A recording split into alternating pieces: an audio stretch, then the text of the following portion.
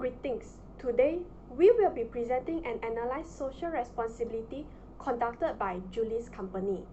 I am the group leader Samantha Ong. I'm Janice Bay. I am Dong Jia. My name is Wen Xin. I am Xia Yik Yim. Corporate social responsibility pyramid has a total 4 levels of responsibilities: economic responsibilities, legal responsibilities, ethical responsibilities, and philanthropic responsibilities. Now, Janice Bay will explain on economic responsibilities. Just a quick recap on CSR, also known as Corporate Social Responsibility. According to Carroll's CSR pyramid, we have a total of 4 stages, and I will be presenting the first stage, which is Economic Responsibilities, while my fellow teammates will continue to present the remaining stages. Economic responsibilities are the base of the pyramid. In short, a company's economic responsibility is to produce goods and services that society requires while making a profit. For example, Julie's company started in 1981 in Alokaja, Melaka. They started to grow ever since, and now their annual output value and annual revenue is roughly about US 50 to US 100 million. In this 40 years, Julie's manufacturing company grew from local to over 80 countries having their biscuits. From the growth of Julie's company, we knew that they have achieved the economic responsibility level in Carroll's CSR pyramid. Now, I will pass it to Jia Yi to present the legal responsibility. There are legal responsibilities in many small businesses. In order to prevent conflict or problems happen in the future, one of the obligations need to know is selling goods and services. This is to ensure the safety of products and services, such as all products in Julie's will be mentioning the best before date, so that consumer can finish the food before it becomes damp. Besides, the obligation includes complying with rules on sales practices, such as customer information. In connection with Julie's biscuit, their products are all certified halal by Department of Islamic Development Malaysia, so that Muslim religion people can consume it comfortably. Not only that, Julie's company can also export their products into Indonesian market, because in year 2017, it had been certified halal by Majelis Ulama Indonesia. In short, every businesses must have legal responsibilities and obey the law set by the authorities.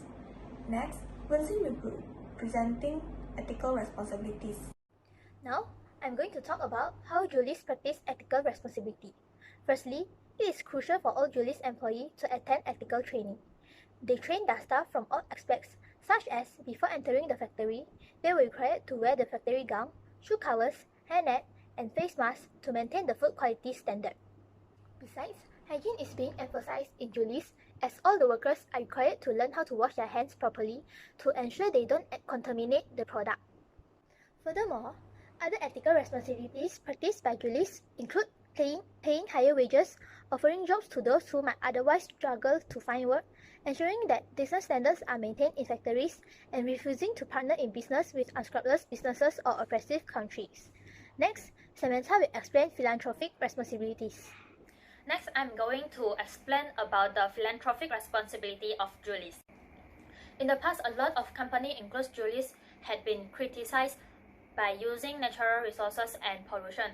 To balance up those negative effects, they need to give back to community whatever they had taken before.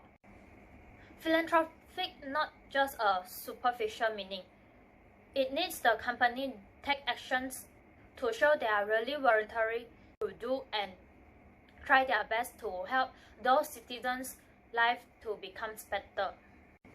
Although philanthropic is the highest level of responsibility, but some companies would dismiss it because they will think that this level of responsibility does not affect them in their business. However, a lot of people or companies would like to cooperate with those companies that have given back to community. Philanthropic responsibility not just do whatever is right, but also need to maintain their values and give back to society. For example, Julie's through donation and charity to let more consumers or people know about their main value of the Julie's biscuit. The main purpose of Julie's Do Charity is to help those poor victims to have a better life and poor children to get a standard education level. For example, PDB with its partner includes Julie's decentralized coffee and snacks to those frontliner and communities when COVID-19. Now we have come to the individual reflection part. The subtopic I'm going to reflect is 10 manager roles from chapter 1. In the past, I was not familiar with it, and in fact, I do not know how important is the manager role applied in this management world. Now, after learning it, I have a deeper understanding into this managerial work. They are classified into 3 roles. Informational roles are those in which we gather and then pass on information. Secondly, interpersonal roles are ones that involve subordinates and people outside the organization to communicate. Thirdly, decisional role means managers critical thinking skills and face problems. For me, I would like to prefer to be a leader in the future. It is because I can instruct and influence my team members to when and how to start the work, and it motivates my members to work together. Besides, I will ensure the work are distributed equally to every member in the group and get an agreement before starting it. Next, I will also communicate with the team members to ensure that they are all free from difficulties. I believe that all businesses will apply all the roles in their managerial work in the future because it helps to achieve organizational goals as they are very crucial and becomes one of the keys in the organization. I will be reflecting on Chapter 5's Ethics. I used to think that ethics is only applicable in business or the work field, but in this subject, I've absorbed the different meaning of what ethic is. In a simple context, ethic means the branch of knowledge that deals with moral principles. Ethics is a set of rules or standards to help us determine what is good or bad. Through this subject, I truly know how important ethics is and how they should be applied in the company or even in our life. Ethics helps the company to have a set of principles, and it will guide the company in bringing positive impact and making an ethical decision. For example, an ethical decision does not include personal greediness in it and does not have the pressure of increasing profit in the company. An ethical decision should show kindness, fairness, and honesty. In the future, when I start to work, I know how I should keep my responsibility and be ethical no matter in small or big corporate. In conclusion, I think that Chapter 5 taught me a lot of knowledge in how to be an ethical person. Next, the chapter that I'm going to reflect is Chapter 7, Planning. Planning is always very important in our life, not only in business. It is also important in our academic life. We have to plan our time wisely on every perspective like studying, playing games, doing some exercise to ensure that we have used our time wisely on studying to get a good result. In the past, I'm not good in planning about my time when I'm still a secondary student. I have to go for tuition every day from Monday to Sunday non-stop, and this caused me to be very tired every day and can't focus on my study as I have to finish up my homework and I can only go to bed at midnight. Now, as a university student, I know how important is planning, and I will plan my time wisely to ensure I didn't finish my assignment last minute and have enough time to do some revision on my study before exam is coming. Lastly, in future, I will continue to plan my time wisely and increase the quality of my life without procrastinations. In my reflective part, I have learned about SWOT analysis. SWOT analysis is a useful framework, consists of 4 components, which are strength, weaknesses, opportunity, and threat. These 4 components able to help individuals or organization in self-assessment and build strategies to achieve goal. In the past, before I have learned about SWOT analysis, I make decisions only based on current situation and some opinion from the elders.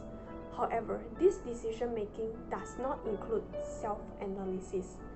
Therefore, I choose my degree program based on my favorite subject and some opinion from the others.